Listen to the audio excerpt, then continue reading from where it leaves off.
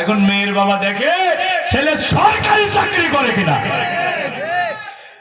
ছেলে মসজিদে যায় কিনা, ছেলে কাদের সাথে মেশে, ছেলে কোরআন পড়ে কিনা, নামাজ পড়ে কিনা, নামাজের সমাজ প্রতিষ্ঠার আন্দোলন করে কিনা, এটা না দেখে সরকারি চাকরিজীবীর পিছনে ছুটেছ, কোটিপতির ছেলের পিছনে ছুটেছ।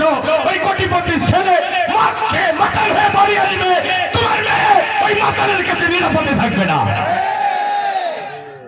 কি ভাই, যারা ইসলামী আন্দোলন করি আমরা, তারাও দেখি ছেলে চাকরি বাকরি কি আর না, এটা ইসলামী আন্দোলনের ছেলে দেখে বিয়ে দেয় না। এ ভাই, নামাজি ছেলের কাছে বিয়ে দাও, নামাজি ছেলে থেকে বিয়ে দাও। যার জীবনে নামাজ আছে তার জীবনে কখনো রিজিকের অভাব হবে না। যে মাথা তার রবের কদমে সেজদা দেয়, ওই মাথা ওই কপাল কখনো অপমানিত হতে পারে না। যে কপাল প্রতিদিন পাঁচ ওয়াক্ত সালাতে তার রবের কদমে সেজদা দেয়, তার কখনো রিজিকের অভাব হতে পারে না। তার রিজিকের দায়িত্ব কে নেবেন? এই যে হতাশায় ভুগতেছো, ডিপ্রেশনে আছো, চাকরি বাকরি হচ্ছে না, সংসারে অশান্তি, আমি তোমাকে বলবো, আমি তোমাকে একটাই নসিহত করব, আমি তোমাকে একটাই নসিহত করব, আমি তোমাকে হাজারবার একটাই নসিহত করব, তুমি মসজিদে চলে যাও, তুমি মসজিদে চলে যাও, তোমার রবের কদমে সেজদায় পড়ে দাও। গভীর রাতে দুনিয়ার সব মানুষ যখন ঘুমিয়ে থাকে, তাহাজ্জুদের নামাজে তোমার রবের কদমে তুমি সেজদায় লুটিয়ে পড়ো, তোমার জীবনের সব হতাশা দূর হবেই হবে। তুমি জায়গা চেনো না, নেতার কাছে গিয়ে চাকরির জন্য ধর্ণা দাও। তোমার নেতা কয়জনের চাকরি দেবে? নেতার কাছে চাইলে নেতা রাগ করে, আর আল্লাহর কাছে চাইলে আল্লাহ খুশি হয়। আরে ভাই, জায়গায় তো চেনেন না, জায়গায় চেনেন না।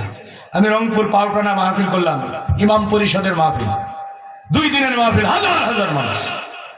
আমাকে ইমাম সাহেবরা বললো, ভাইজান 2 দিনের প্রোগ্রাম অনেক খরচ হয়েছে, একটু কালেকশন করে দেন। পাশে বসেছিল চেয়ারম্যান সাহেব, বললাম ভাইজান আপনি একটু শরীক হন। এবং চেয়ারম্যানের চেহারাটা একেবারে কালো হয়ে গেল, রাগ করলেন। আমি চিন্তা করলাম, আরে দুনিয়ার মানুষের কাছে চাইলে রাগ করে, আর আল্লাহর কাছে না চাইলে আল্লাহ রাগ করে। আল্লাহর খাজানায় কত আছে জানেন? কত আছে জানেন? আকাশ পৃথিবীতে যত মাখলুক আছে, সপ্ত আকাশ সপ্ত জমিনের ভিতরে যত মাখলুক আছে, শুধু মানুষ না, যত মাখলুক আছে, মাখলুক কত আছে কে জানে? আল্লাহই ভালো জানেন। এই মাখলুকেরা আল্লাহর খাজানা থেকে তাদের সব প্রয়োজন পূরণ করে নেবে। আল্লাহর খাজানা থেকে ততটুকু কমবে, গভীর সমুদ্রের অতল জলরাশি থেকে 1 ফোঁটা পানি উঠায়া নিলে যতটুকু কমে, আল্লাহর খাজানা থেকে এতটুকু কমবে না। তাহলে আমরা চাইবো কার কাছে? আর জোরে বলেন, জোরে হলো না, চাইবো কার কাছে? কিসের মাধ্যমে? জোরে বলেন, নামাজে সেজদার মাধ্যমে। রাজি আছেন তো?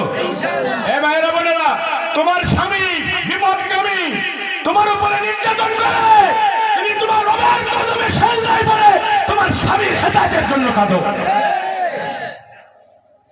তোমার সন্তান বিপদগামী, নেশাগ্রস্ত হয়ে গেছে, তোমার কথা শোনে না, সেজদায় পড়ে তোমার সন্তানের জন্য কাঁদো। হেদায়েতের মালিককে। আমার জীবনে যখন দারুণ হতাশা, চতুর্দিকে অন্ধকার আর অন্ধকার, সত্যি আমি শুধু অন্ধকার দেখতাম, কোথায় যাব, কি করব।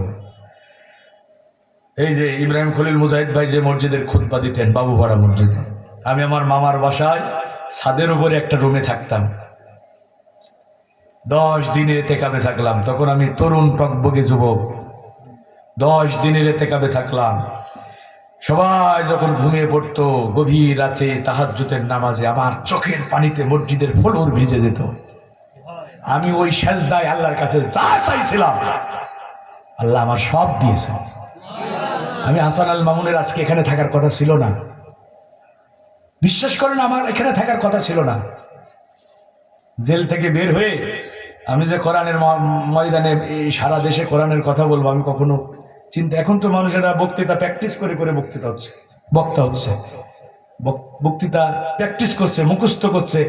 আমরা বক্তৃতার ময়দানে আসবো কল্পনাও করি নাই। আনছে কে? বাইরে আমার। এই জন্য যুবকেরা বলবো, সলাৎ, সলাৎ, যার সলাৎ সুন্দর তার দিন সুন্দর। যার দিন সুন্দর তার জীবন সুন্দর। আজকের মাহফিল থেকে আমরা এই সিদ্ধান্ত নিতে পারবো ইনশাল্লাহ, তাহলে কোরআনের সাথে থাকবো, নামাজ ছেড়ে না নামাজ ধরে। এখন 23 বছরের কোরআন, তো আমি তো একদিনে সব বলে শেষ করতে পারবো না ভাই। 23 বছর ধরে যে কোরআন নাযিল হয়েছে সবকে আমি একদিনে বলে শেষ করতে পারবো? কে বলবেন হুজুর আরো তো আসছিল, সুদের কথা বললেন না, ঘুষের কথা বললেন না, পদ্মার কথা বললেন না, এই 1 ঘন্টায় আর আমি বলবো কত? এগুলো ধারাবাহিক ভাবে আলোচনা হবে ইনশাআল্লাহ। তাহলে এই মাহফিল শুরু হলো আবার কত বছর পর আক্তার ভাই? 5 বছর পর আবার শুরু হলো, চলমান থাকবে ইনশাআল্লাহ। আমরা কোরআনের সাথে থাকবো, ভালো কাজের সাথে থাকবো। তাআওয়ানু আলাল বিররি ওয়াত তাকওয়া, ভালো কাজ যেখানে আমরা আছি সেখানে। ওয়ালা তাআওয়ানু আলাল ইসমি ওয়াল উদওয়ান, আল্লাহর ভীরু কাজ নাই যেখানে, ইসলাম বিরোধী কাজ